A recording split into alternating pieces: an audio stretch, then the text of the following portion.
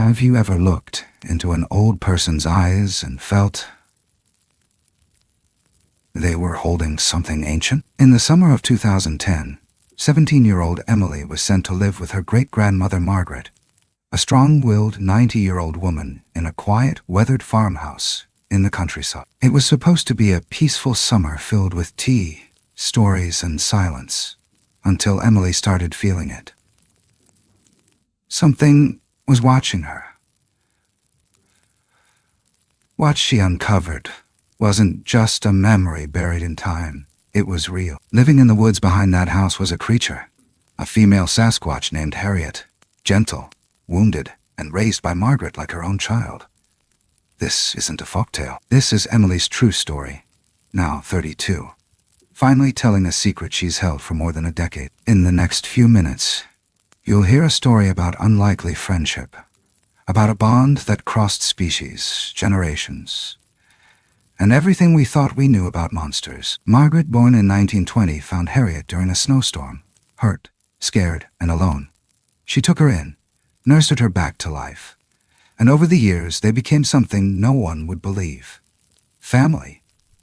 Emily saw it all, and what happened on one rainy night changed the way she saw the world forever. This story was almost to time. But if you stay, you understand why some secrets deserve to be remembered. Emily Carter never imagined her summer would start with the slam of a car door echoing off the edges of a pinewood porch, the scent of gasoline and old lilacs hanging heavy in the air. The engine of her father's truck had barely gone quiet before the silence of the countryside swallowed her whole. That silence, thick, persistent, and watchful, felt nothing like the lazy summer days she had pictured just weeks ago. Instead of beach trips or long drives with her boyfriend, she was here. At 90 years old, great-grandma Margaret had finally, reluctantly, agreed to let someone stay with her, not because she wanted the company, but because she'd nearly died trying to change the living room curtains on a ladder. 2 days after, her heart skipped 3 beats too many. Independence, it seemed, didn't fade with age. It sharpened into stubbornness. The house stood like something pulled out of a storybook left too long in a dusty attic, the kind with wallpaper peeling like old bark and windows that sighed when you tried to open them. A hospital bed had been set up in the downstairs guest room, along with a thick stack of pill bottles, 2 nurses on rotation, and a physical therapist who came by 3 times a week. Emily's room was across the hall, close enough to hear the oxygen machine hiss at night.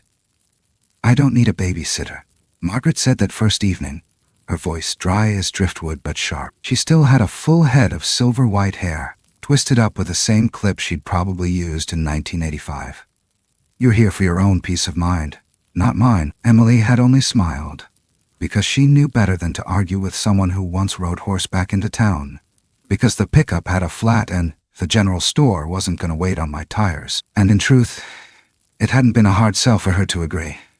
Her parents had bribed her with full access to Wi-Fi and use of the old Buick to run errands, or take Margaret to her checkups. Plus, David, her boyfriend, was allowed to visit on weekends, so long as Margaret approved. And Margaret did. Mostly because David came bearing Wendy's chicken sandwiches and those miniature frosty desserts she claimed made her feel young again. Days began to fall into a rhythm. Emily would make breakfast while Margaret watched the morning news. They'd share a few quiet hours on the porch, and in the evenings, they streamed movies on Emily's laptop. That was, until Margaret politely but firmly commandeered it for herself. Especially after Emily introduced her to Netflix. The old woman fell into binge-watching with surprising enthusiasm, giving firm reviews of every film and insisting on subtitles, because people mumble these days. One afternoon, after Margaret had given Emily a $100 bill and insisted she go into town and get a real laptop, not that skinny toy thing, Emily drove an hour and a half into the city. She picked up the laptop, some dinner, and headed back around dusk. The sky was that in-between color, where blue fades to gold and shadows stretch long and slow. She pulled into the gravel drive and saw something, a shape, a flicker of movement at the edge of the woods. Her breath caught. It moved fast on 2 legs. Not a deer. Too tall, too, upright. But when she blinked, it was gone. Probably my eyes playing tricks on me, she muttered as she carried in bags. Inside, Margaret was waiting in bed, dinner tray balanced across her lap. As Emily set up the laptop, she mentioned the thing she saw, offhanded, half laughing. Margaret didn't respond right away. Her eyes lingered on the new laptop screen. "Big shadows out there," she said finally. "Especially in June. Lot of deer run upright when they're spooked." Then she gave Emily a wink that felt too practiced. That night, as Emily helped her great-grandmother get ready for bed, she left the windows cracked open. The air smelled of pine and something faintly wet, earthy. As Margaret dozed off watching a 1950s noir film, Emily reached over to remove the laptop from her lap. Just as she did, something touched her back. It was faint, like a graze or a swipe. A breath of contact that sent a jolt through her spine. She spun, heart hammering, but nothing was there. Except the window. It was open 5 inches, and the screen had a tear. A clean slice, maybe 5 inches long. She stood still, not breathing, trying to make out movement beyond the glass. Nothing. Only the night and the silhouettes of trees. She closed the window, locked it. Her fingers were cold. In the morning, with Margaret busy in physical therapy, Emily ran errands and returned with 3 bags of snacks. Coca-Cola, butter tarts, a pie, chips. Mostly for her great-grandmother, who, despite her age, adored junk food. She also bought a tray of tomato seedlings. Margaret had insisted they try growing some in old buckets. Emily brought in the first bag in the seedlings. When she returned for the rest, only 1 bag remained. At first, she thought maybe she dropped one. She checked the back seat, the ground, nothing. It was gone. A whole bag of groceries. She glanced toward the woods. The sun was still high. The trees stood still. Back inside, she tried to shake it off. Maybe she left it at the store. Maybe she'd imagined bringing 3. But then came the feeling again. That unmistakable sense that she wasn't alone. Like someone watching just behind the window glass. That evening, while Margaret napped and the movie played low, Emily stretched out in the living room chair. Her laptop balanced on her thighs, the window open for breeze. She was drifting off when her hair lifted, not yanked, just as if fingers had brushed through it gently. She shot upright. On her laptop screen, something flickered, a shape in the reflection, a dark curve at the edge of the frame. When she turned, there was nothing but the torn screen again, ripped open wider this time. She didn't scream. But she called David, shaking, breathless. He answered groggy, half asleep, but she pressed him. "Had he fixed the screen window last week?" "Had he really?" He said yes, of course. Then he told her to sew it shut if it made her feel better. She did, but even as she pushed the needle through mesh and thread, she thought, no screen in the world's gonna stop something that wants to get in. That Thursday night, it escalated. She made herself a tuna sandwich and left it on the chair arm with a full bag of Lay's, stepping into the kitchen for a Coke. A clatter snapped her back. The plate was gone. Shattered on the floor. Half the sandwich lay next to it, bitten. The chips vanished. Emily stood frozen. Her eyes locked on the screen. Torn again.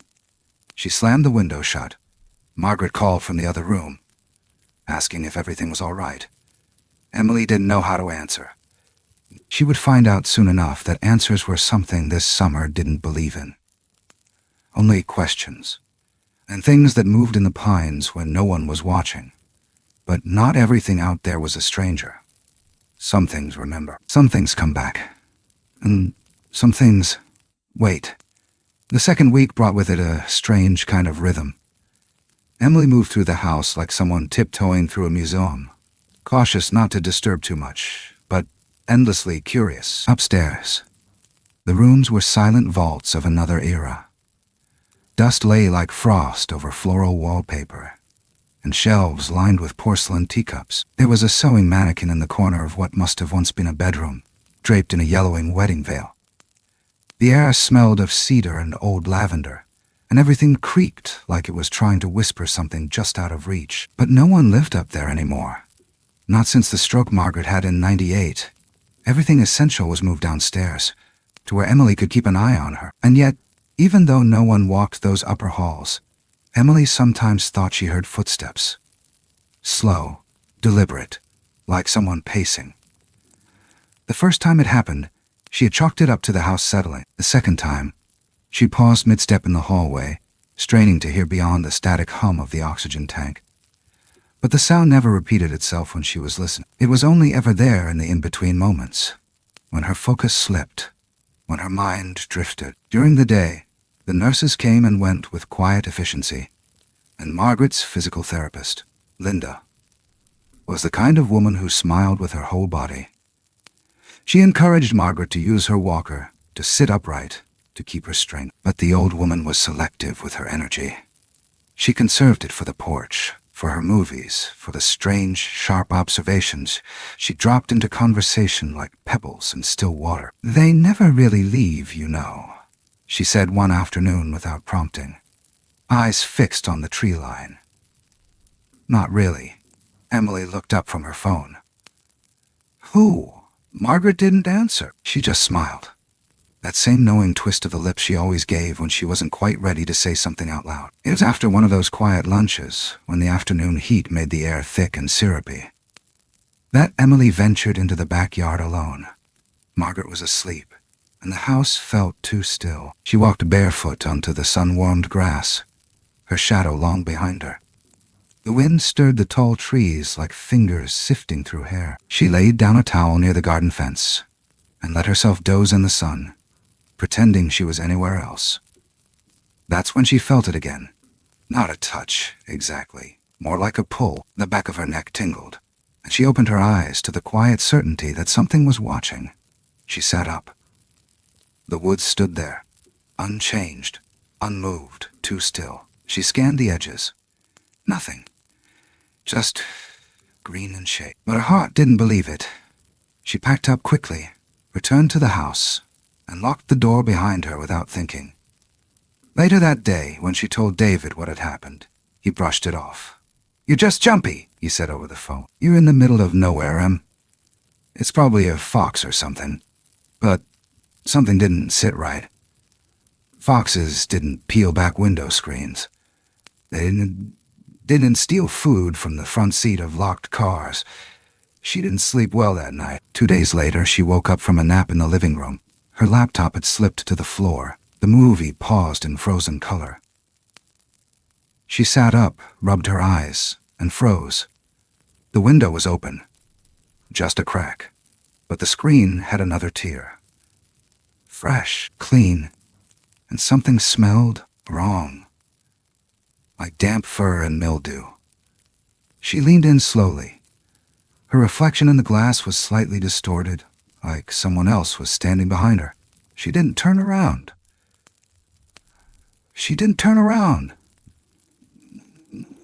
Not at first. Daring the moment to move. Then a breeze caught the curtain, lifting it like a slow breath. Nothing. Just the garden. Just the fence, just the stillness. But the screen was torn. Again. She waited until the next day to tell Margaret. They were sitting in the kitchen, sharing a bag of chips and Cokes. Emily recounted everything, starting with the missing groceries and ending with the second screen tear. She kept her tone light, like she was recounting a ghost story she didn't quite believe herself. But her hands trembled just enough to give her away. Margaret sipped her Coke. "And you say it didn't take everything? Just one bag?" Emily nodded. "Yeah, like it knew which one had food." Margaret looked away for a moment, her gaze sliding toward the back window. Maybe it did. That was all she said. No elaboration, no laugh. Just those 4 words. Following Sunday, David arrived around 9:15 p.m. His car headlights swept over the gravel drive, catching something. Someone at the edge of the woods. It darted into the trees before he could get a clear look, but it was enough to rattle him. "I saw something," he said breathlessly as he stepped inside. "Back there. It moved like a person, but it wasn't." Emily stared at him. "I saw it too, a week ago, near the garden. They didn't tell Margaret, not right away, but she must have heard them whispering because she called them into her room." She thanked David for the food, took a bite of the spicy chicken sandwich. Then, in voice too calm for what came next, she said, "You saw her, didn't you?" They froze. Emily looked at David. He looked back, eyes wide. Margaret set her sandwich down and folded her hands. "If you're going to be here, if you're going to stay, you deserve to know. You need to understand." Emily sat slowly on the edge of the bed. "Understand what?" Margaret didn't answer right away. Her eyes wandered to the window beside her bed, the one I'd moved her closer to just last week. "She's been around a long time," Margaret said finally, "and I don't think she's ever really left." Emily's voice came out small. "Who?" Margaret leaned back against the pillows. "Her name's Harriet." The name hung in the air like a dust mote, suspended, floating, too heavy to fall. David's knuckles were white around the cup in his hand. Emily didn't speak. Couldn't. "She's not like us," Margaret continued, "but she's not like them either. You'll see, they didn't know what she meant. Not yet. But what?" "And the house. The house knew before they did, because some walls hold on to secrets. And this house had been holding on for a very long time. It happened on a Tuesday night, just after 11, when the world had settled into its usual stillness, and the house breathed softly around her." Emily had fallen asleep on the recliner again, her legs tucked under a throw blanket. The familiar static of a paused Netflix episode humming faintly from her laptop. The air from the open window was cool and sweet with pine, brushing her skin in lazy intervals. For a moment, everything was calm, until it wasn't. She felt it before she saw it. A gentle tug, a distinct, measured pressure on a strand of her hair, like someone testing its weight. Her eyes shot open, breath caught, heart thudding once, twice, before she dared move. She didn't sit up. She didn't speak. She only reached up slowly, hand grazing the back of her head. Nothing there. But then the screen flickered. Not the laptop. The window. Her eyes locked onto the pane, just as a shimmer moved across its surface. Briefly. Like the shape of a face, a hand, or... She leapt up, knocking the laptop to the floor. The chair creaked beneath her as she backed away. The screen, damn it! The screen had been torn again. Not just a slice. This time, it was pulled, warped, like something had gripped the mesh and pulled downward until it gave. She stood frozen in the doorway between the living room and the kitchen, staring, chest heaving. It wasn't the wind. Not 3 times. Not the same way. It wasn't a raccoon. Wasn't a fox. Something had touched her. She called David.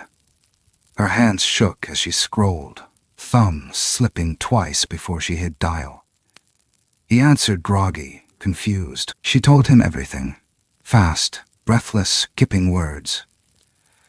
When she mentioned the screen, he sighed, said it was probably an animal, said if she was that worried, she should stitch it shut. That he'd fix it when he came down Friday, but he didn't hear her tone. The crack in it. The way she whispered, "I think something was watching me." He didn't hear the edge of fear, the kind that settled in your bones and waited. She sewed the screen anyway, fingers fumbling with the needle, thread tangling. It wasn't the fix that mattered. It was the illusion, the ritual, like locking the door even when you knew the intruder was already inside. The next night, Margaret asked to move her bed closer to the window. Emily hesitated, but agreed. She watched her great-grandmother with a new kind of alertness, wondering if the woman somehow sensed what was outside. By Thursday, Emily was wired. Every creak of the house jolted her. Every shadow made her flinch. She barely ate, barely slept. That night, desperate for normalcy, she made herself a late sandwich. Tuna, toasted. Extra mayo, exactly the way she liked it. She set it on the arm of the recliner, beside a full-size bag of Lay's, then stepped into the kitchen for a soda. The sound was sharp, a crash, a ceramic plate meeting hardwood floor. She spun back into the room. The plate lay shattered in a starburst of white fragments. Half the sandwich was on the floor, crust smeared. The other half, gone, vanished. The chips, not a single one left, and the screen, torn. Again, only, this time, it wasn't neat. It wasn't a slit. It was peeled back, jagged edges curling inward, like something had forced its way through.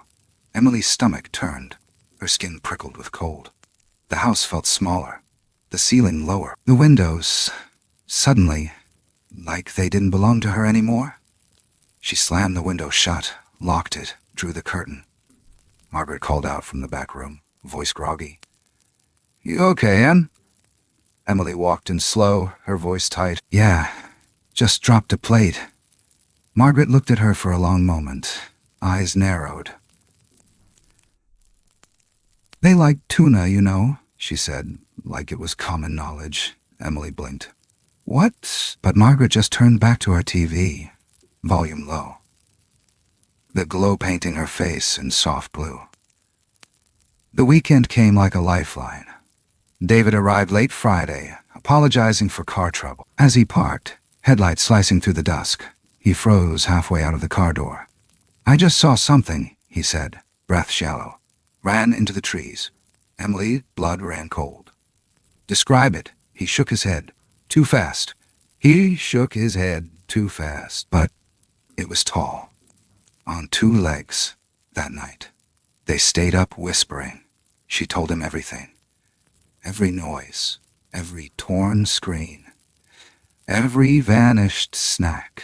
David laughed once, soft, unsure. "You were serious." Margaret called them in again. Her voice, this time, held something different. Not tiredness, not amusement, resolution. She looked them both in the eye. David sat down, suddenly sheepish, as if caught in something sacred. "You saw her," Margaret said. "Didn't you?" David nodded slowly. Emily barely breathed. "What is it?"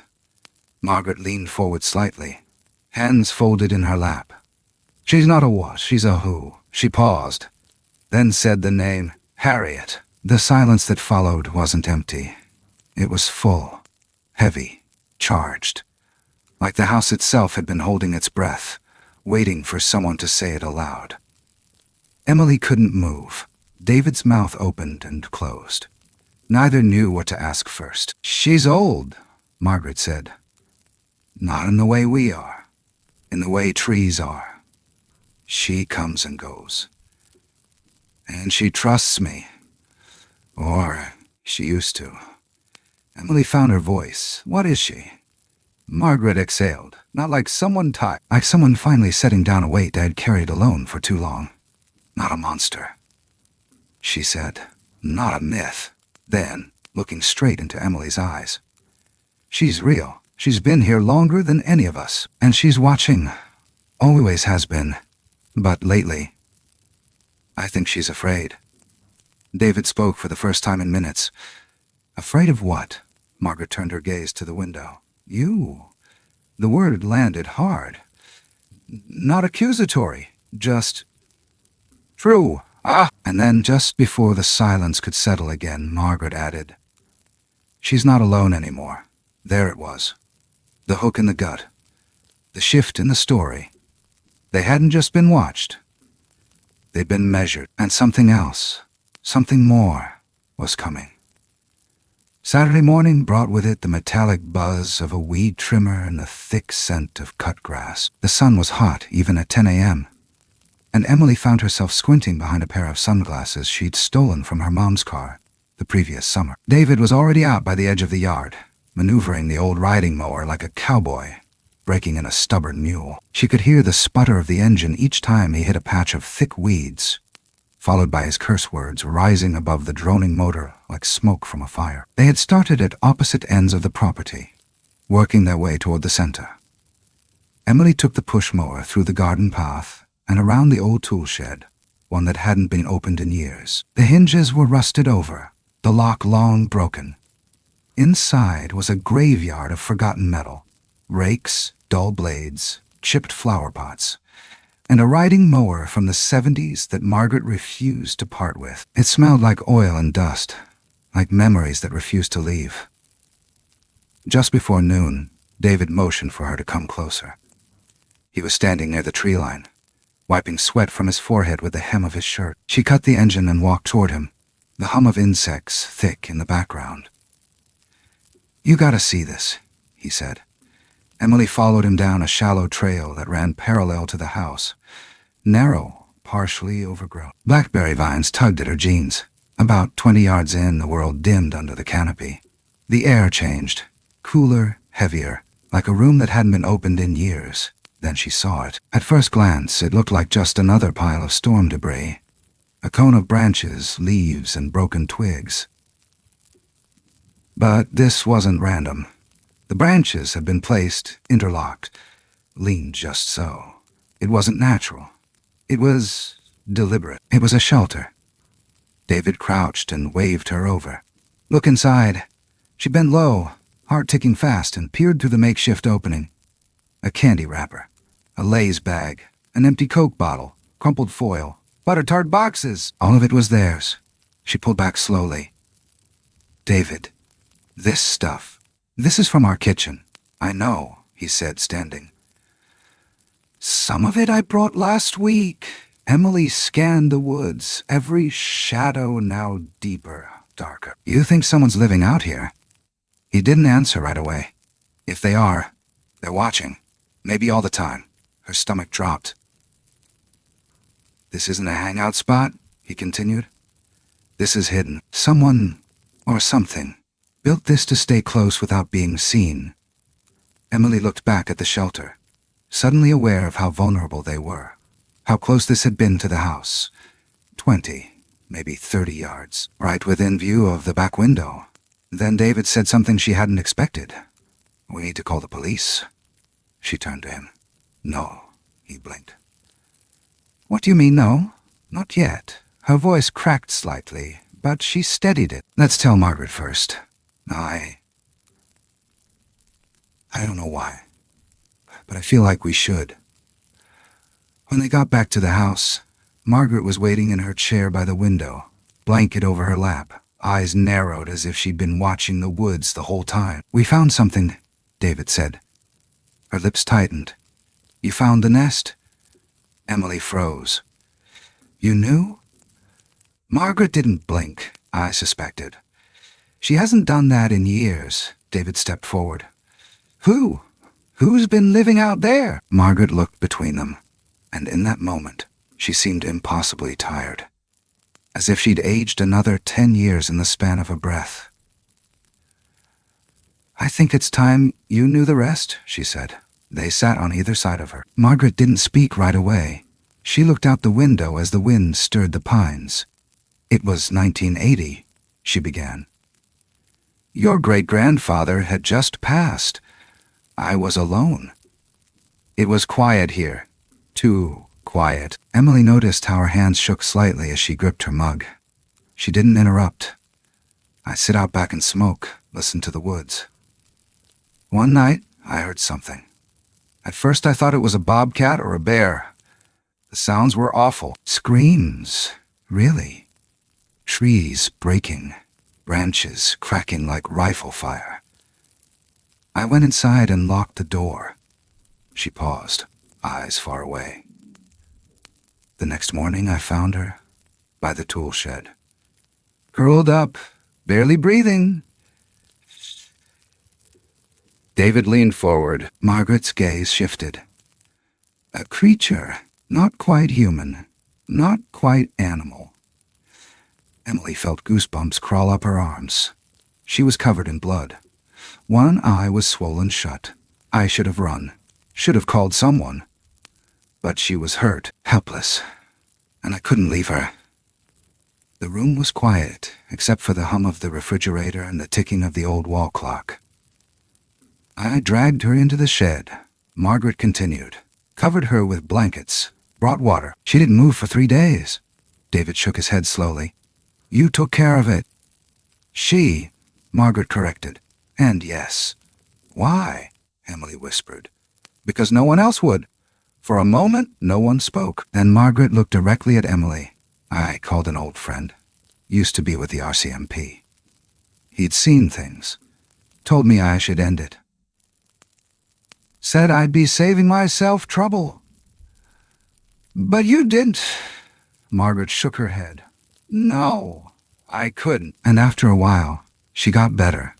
Not healed, but better. She stayed in the shed a while. Then one day, she left. Just gone. Emily glanced at the woods. And then, she came back, when it got cold. When she needed shelter. Margaret's voice softened. I called her Harriet. The name felt surreal. Strange on the tongue. She learned. Margaret continued. How to open the shed door. How to make the water pump run. I even plugged in a little fountain heater to keep her water from freezing in winter. David ran a hand over his face. This is insane, Margaret smiled faintly. That's what I told myself. Every day. Until it stopped feeling insane. Emily leaned forward. She's still here, isn't she? I don't know, Margaret said. She hasn't come to the house in years. But the food, the shelter, that's her? Or maybe someone like her. David's voice was quiet. You think there's more of them? I don't think anything anymore, Margaret replied. I just listen. Then she looked at both of them, her voice firmer than before. I never asked either of you for much. But I'm asking this now. Don't tell anyone. Not yet, please. Emily nodded, heart pounding. Okay. David hesitated. Then he nodded too. Margaret leaned back, her eyes fluttering shut. She's not a threat. Not unless we make her one. Emily stared out the window again. The shack. The wrappers. The movement in the trees. But the hook was already in her heart, buried deep. Because what if it wasn't just about protecting Margaret's secret? What if the thing in the woods was protecting them? And what if something else had started hunting her? It was after dusk when Margaret told them everything. The living room was dim, lit only by the soft yellow glow of a single floor lamp and the flickering television that played with the volume low. Rain tapped gently at the windows.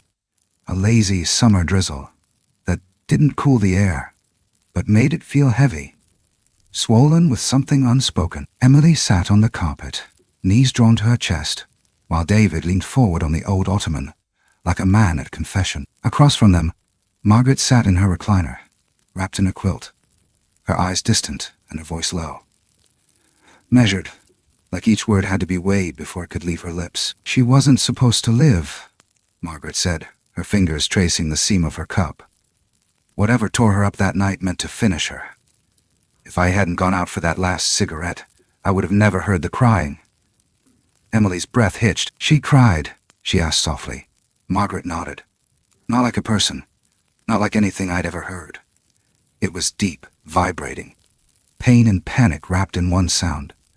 I followed it, flashlight in one hand, my old Colt in the other. Thought maybe a dog had gotten caught in the wire fence. But then I saw the blood. She paused, swallowing something that had clearly never gone down right. It wasn't just blood. It was everywhere. On the dirt, the trees, the siding of the shed. And then I saw her, curled up under the eaves like something that knew how to die quiet. David cleared his throat.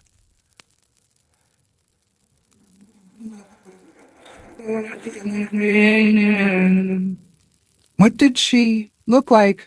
Margaret stared at the blank TV screen. 7 feet if she were standing. Maybe taller. Broad like a grizzly. But the way she breathed, you could see the ribs. Her hair was this dark auburn, like wet leaves in October. Her face wasn't right. Not wrong, but not human. The eyes were too deep, too far apart. One was swollen shut. And her hands, she glanced at her own. 5 fingers, like ours, but thick, long. Emily had gone pale. You didn't run. I should have, Margaret said. I was scared, Lord knows. But there was something in her eyes. Not animal, not just fear. Recognition, maybe, or hope. And I couldn't leave her. David rubbed the back of his neck. So you... What?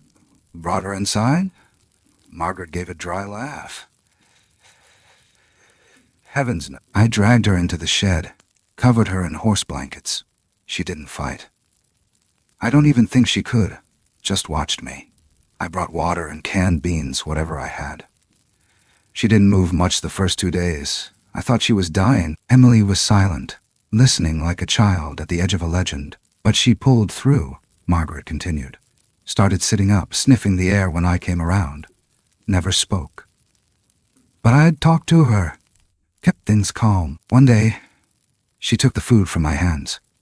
That was the shift. That was the moment I knew she trusted me. David's voice came quiet. Why did you call her Harriet? Margaret smiled. Don't know. It just fit. I said it out loud once, and she blinked like she knew. For a moment, the room was filled only with the soft rumble of thunder in the distance. She left after a week, Margaret said. Disappeared into the trees. I thought maybe she died somewhere. But then, 2 months later, there she was again, standing by the shed in the snow. Thinner but alive. She came back every year after that, when it got cold, when she was hurt, hungry. Sometimes she'd be gone for months. Once, almost 2 years. But she always came back. Emily leaned forward.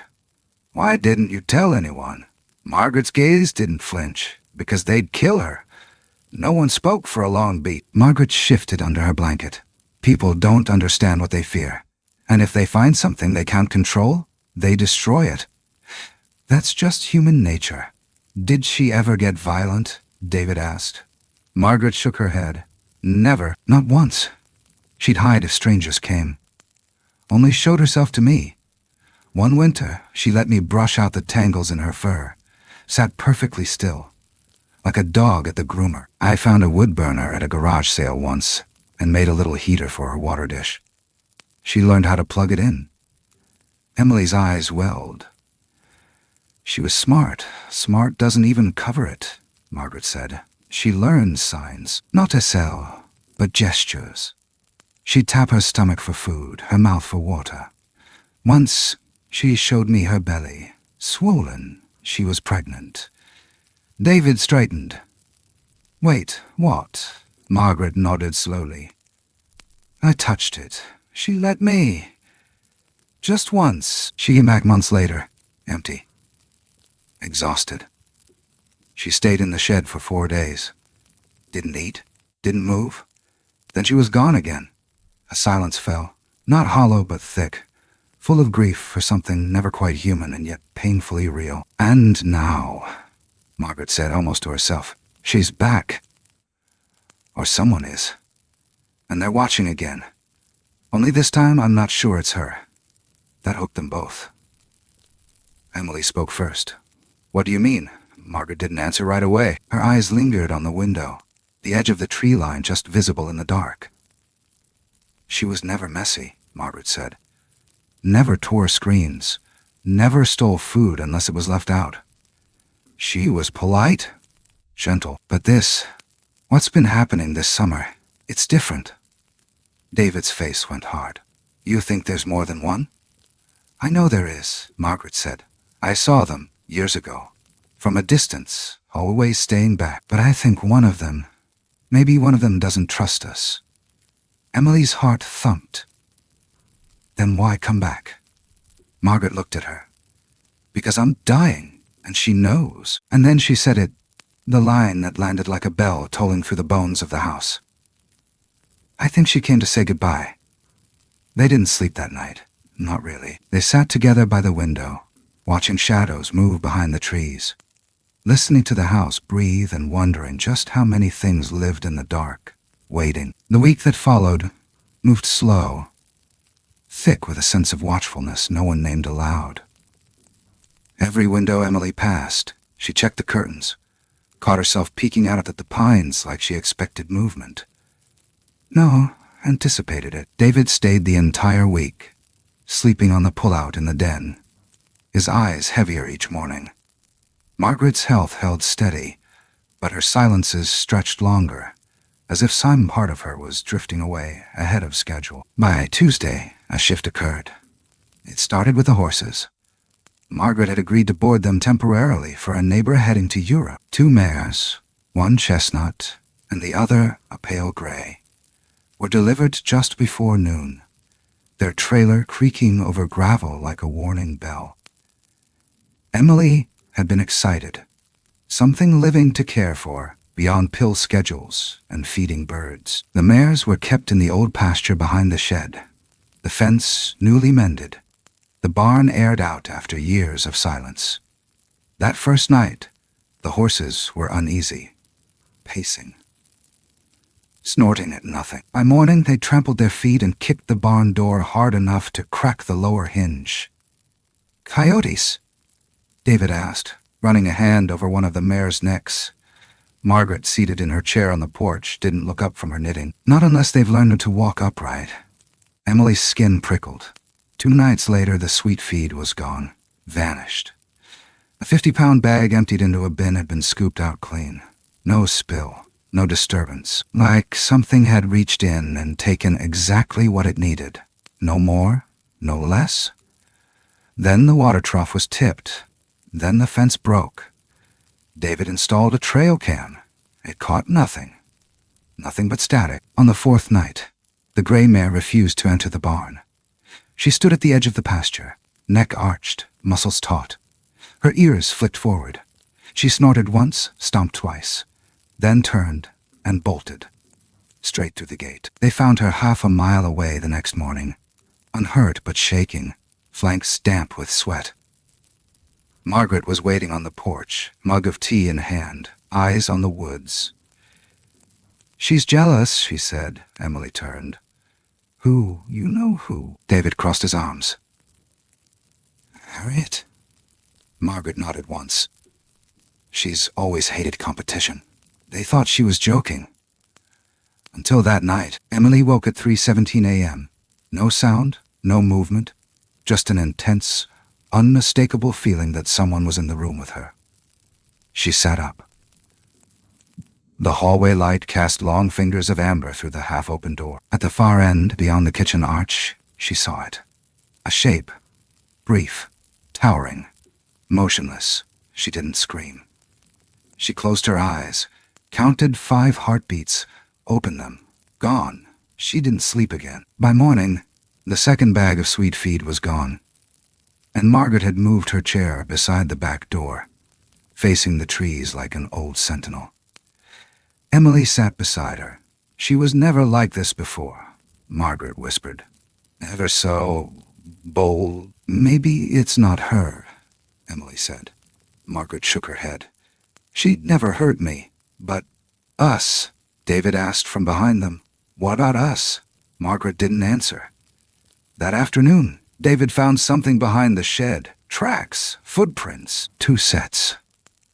One massive, clearly Harriet. The other, smaller, still large, but leaner. A different shape, a different gait. Emily stared at the photos David took. "She's not alone," he said quietly. Margaret closed her eyes. "I was afraid of that." By the end of the week, they were leaving offerings. Food, fruit, crackers, Gatorade, all placed neatly in a metal basin beside the tool shed, like an altar built from desperation. It felt absurd, until the items began disappearing again. But nothing else went missing. No more torn screens, no more trash bins. Then one morning they found something in return. A bone, not human, long, clean, delicately placed at the edge of the porch like a gift, or a warning. David wanted to leave. Emily didn't. "I don't think she wants to hurt us," she said. "And what about the other one?" Emily couldn't answer. That night, Margaret fell asleep early. David and Emily sat by the back window, watching the basin. Then, at 12:43 a.m., something moved. Not far, 30 feet out, between the trees. A shape, not Harriet. Taller. Broader, dark. The way it stood, hunched slightly, told them everything they needed to know. This one was not curious. It was watching like a predator. Then, from behind it, barely visible, Harriet stepped forward. She placed a hand on the other's arm, held it, and for one breathless second the two of them just stood there, silhouettes against the dark. Then they vanished, just like that. Gone. The following morning the feed bin was untouched, the offering still full. Margaret smiled faintly when Emily told her, "He's protecting you." "From what?"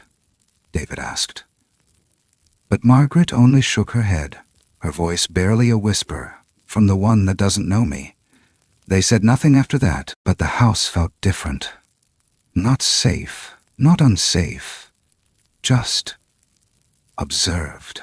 Watched by something older than anger, older than fear. Something that remembered what humans forgot. That not all monsters are made in shadows. Some just live there because the world forgot to make room for them, and others come to take what was never theirs. Emily looked out the window long after Margaret had fallen asleep again. She could feel it. The woods were holding their breath. Something was coming. It was the silence that woke her. Not a sound, but the absence of it.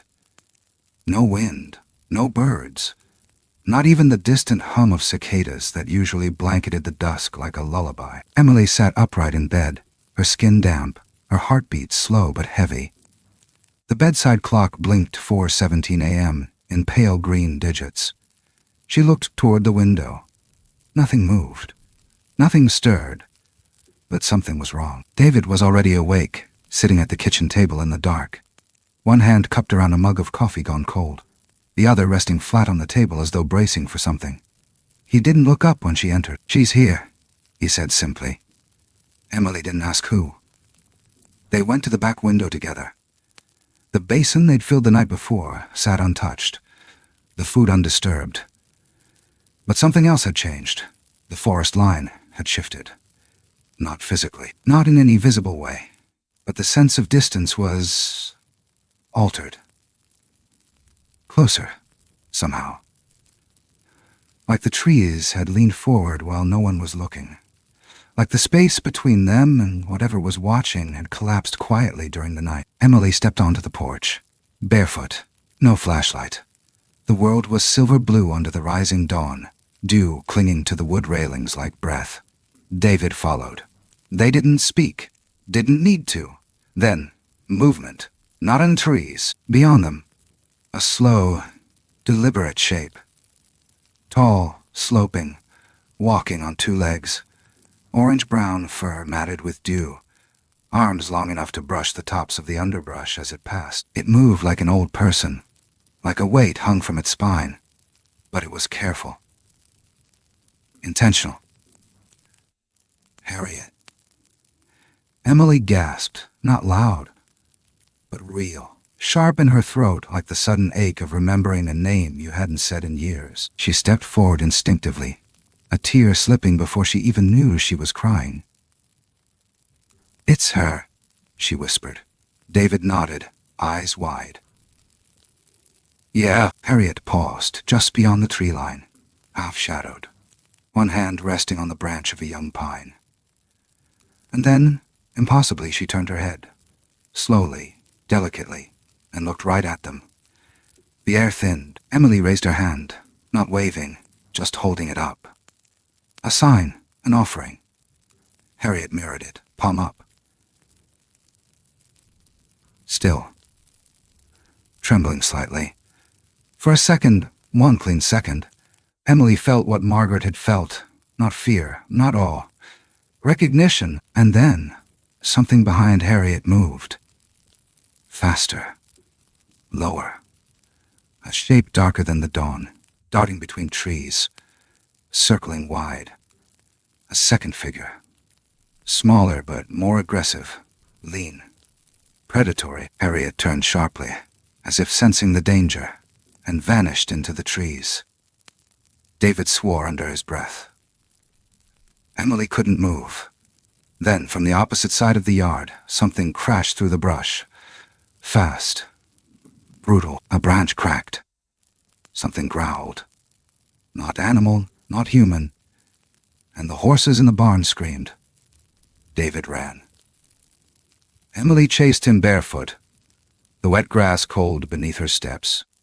They burst into the barn, lights flickering on with the pull of a string. The chestnut mare was rearing, her eyes wild. The gray was pressed against the far wall, trembling. Something had been there. The feed bin had been torn open, not pried. Ripped. Splinters of wood littered the floor like the aftermath of a fight. David crouched near the fence, shining his phone light at the dirt. Tracks. Emily leaned over his shoulder. They were fresh. 2 distinct sets. One massive, familiar, one smaller. And human, but only partly. A few minutes later, the barn door slammed shut behind them as they staggered back toward the house. Emily's legs were shaking.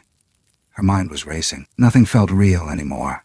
Not the wood beneath her feet, not the stars overhead, not even her own heartbeat. It all felt borrowed. They didn't wake Margaret. They sat in the living room, side by side, the weight of what they'd seen between them like a third presence. Emily finally spoke. She was trying to warn us. David nodded, or protect us. Then a moment of silence, until Emily said the thing neither of them wanted to admit. What if the other one isn't like her? David looked away. Outside, the wind had picked up again. The world was moving. But something inside that forest had stayed still far too long, and now it had found a reason to come closer. The morning Harriet vanished for the last time was unnervingly normal. The sun came up soft and gold across the trees, bathing the old porch in light too gentle for the weight it carried. Birds sang, the air was warm, and Emily, standing barefoot with a mug of coffee pressed to her chest, couldn't stop shaking. Margaret had grown weaker overnight. Not dramatically, not urgently, but noticeably. Her voice, once as firm as the oak chair she sat in, had faded into something papery, thin, fading. That morning, she didn't reach for her tea or ask about the garden or the horses. She just sat, her blanket wrapped around her legs, staring at the place where the woods opened up into shadow. "She won't come again," Margaret said without looking up. Emily froze. "You mean Harriet?" "She said goodbye," the old woman whispered. "I didn't hear it, but I felt it. In my chest." David appeared behind her in the doorway. "You didn't see her last night?" Emily shook her head slowly. "No, nothing. Not since 2 nights ago. But that wasn't true, because the night before, sometime between dream and waking, Emily had opened her eyes and seen something standing on the far edge of the porch. Not moving, not threatening. Just there, a shape darker than the night itself, watching, breathing. And when Emily blinked, it was gone. She hadn't told David. She hadn't told anyone. She just knew. It was over.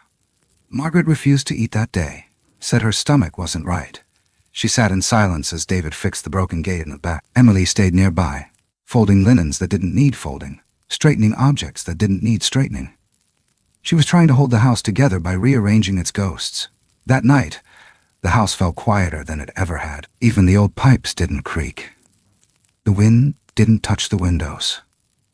David lay awake on the couch in the den, unable to sleep, staring at the ceiling fan as it spun with useless rhythm. Emily sat in the hallway just outside Margaret's door, listening.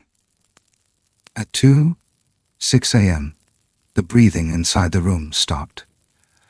Not with a gasp, not with a fight, just stopped, like a candle being pinched between two fingers.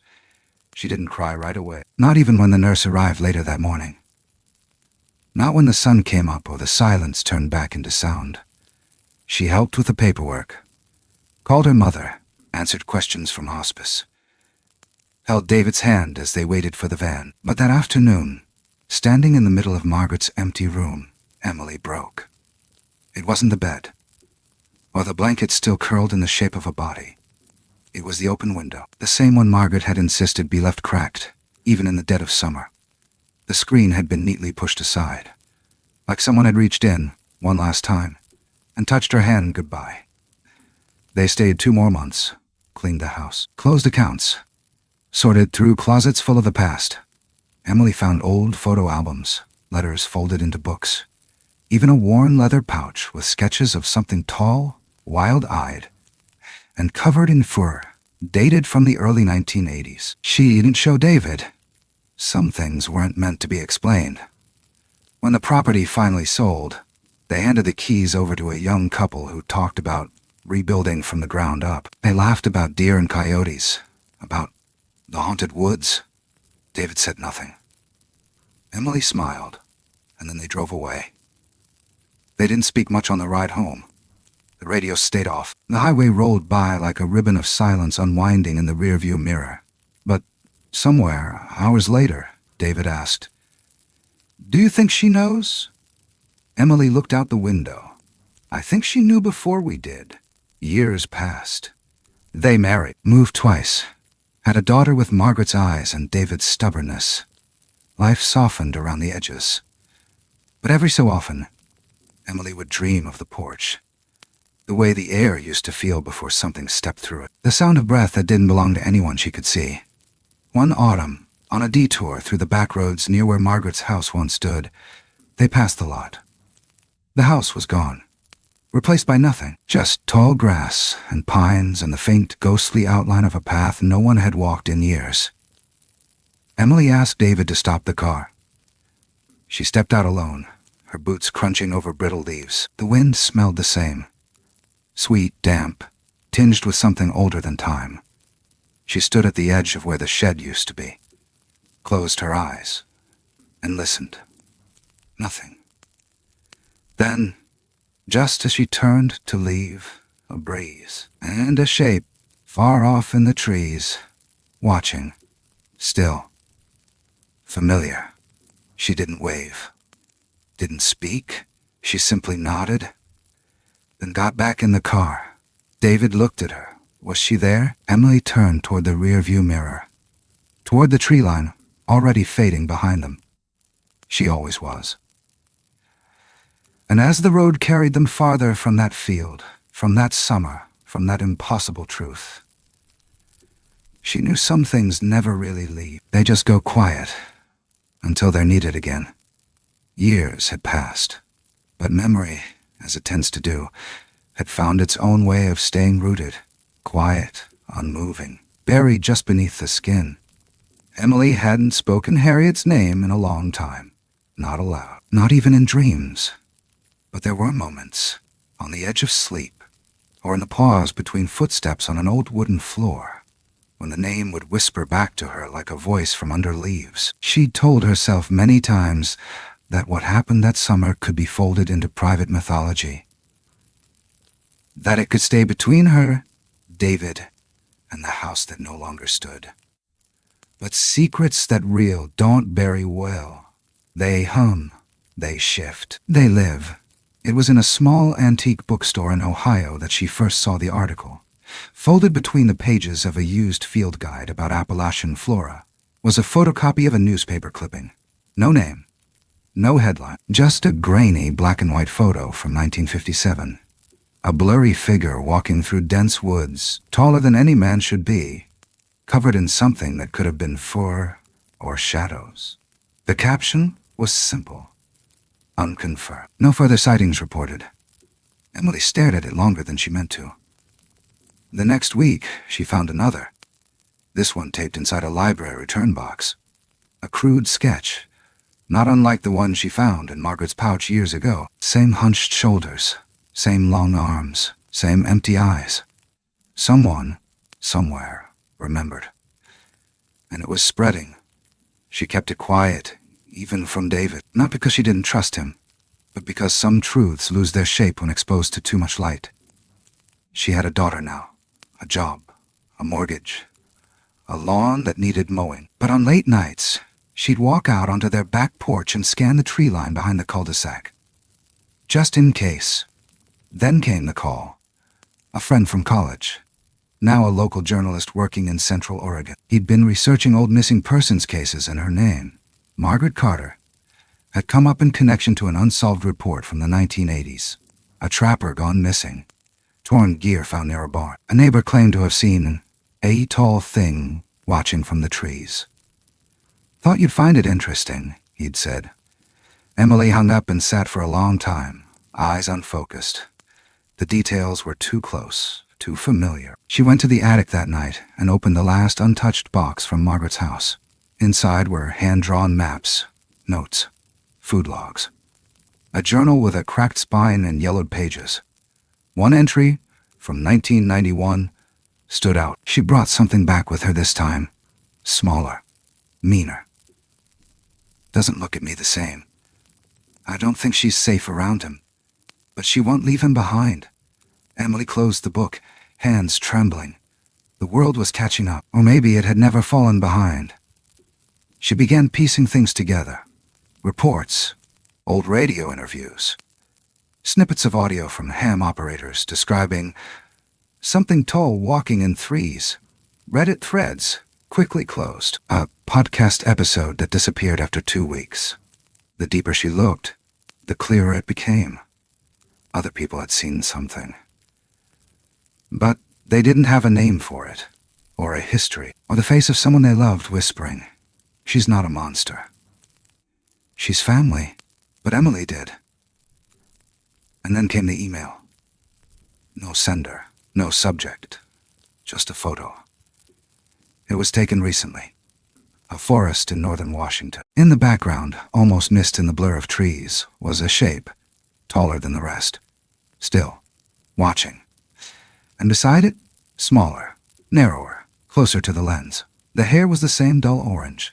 Emily didn't breathe for a full minute. Then a single sentence appeared under the image, timed like a ghost dragging its feet. "They remember who you are." It didn't feel like a threat. It felt like a reminder.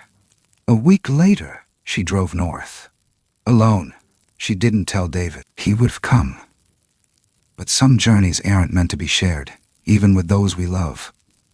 She followed the old maps, recalculated what had changed, what had grown over. Her car stopped where the road did. She hiked the last 2 miles in silence. The forest was different than Margaret's, but the quiet was the same. Not empty, not peaceful, expectant. She reached the clearing just before sunset. No cabin, no basin. Just earth and trees, and a single line of stones marking what once was. She waited. An hour passed. Then, behind her, branches stirred. She turned slowly, and there she was. Older, thinner, but unmistakably Harriet. They stared at each other. Neither moved. And then, from behind Harriet, a second figure stepped out. It wasn't the other one, not the one that frightened the horses. This one was smaller, much smaller. A child. Its eyes were wide, curious. Emily took a breath. They didn't speak. None of them did. But they stood there, 3 points in a story no one else would believe, until the dark closed around them like a curtain. Later, walking back toward the car, Emily finally let herself cry. Not out of fear, out of relief, because some stories never end. They just wait for us to return.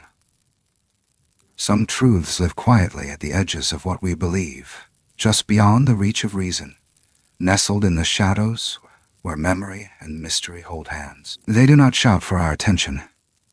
They whisper. They wait. And sometimes, just sometimes, they reach out, gently like an old friend asking to be remembered. We like to think we've mapped the world, that satellites have seen all, that science has solved most. But for every answer we've gathered, there are still questions that breathe in the underbrush. There are still stories passed from voice to voice, not because they're proven, but because they feel like something we once knew and forgot. These stories don't need our belief to be true. They only need our silence to disappear. In the end, this story is not about proving what exists. It's not about creatures in the woods or footprints in the snow. It's about the quiet moments that make us question what we thought we knew. It's about the sacred spaces between generations, where love is offered without condition, and trust is given without words. It's about choosing to care for what we don't understand, and to protect what others might destroy. Sometimes, the greatest thing we can do for the world isn't to conquer it, but to listen to it. To leave space for the things that don't fit. To believe that not everything has to be seen to be sacred. Because what we choose to keep silent about, we also choose to let go of. And some things, some truths, some lives, some legends, deserve more than that. They deserve our curiosity, our presence. Maybe we never were, and maybe that's not something to fear but to cherish. Thank you for spending this time with us. If this story spoke to something in you, whether a memory, a mystery, or just that quiet pull in your chest, we invite you to share your thoughts below. Leave us a comment. Tell us what stayed with you. And if you've ever had a moment that made you wonder what lies just beyond the tree line. Don't forget to follow, subscribe, and join us for the next story. Because out there, somewhere, something is always waiting to be remembered.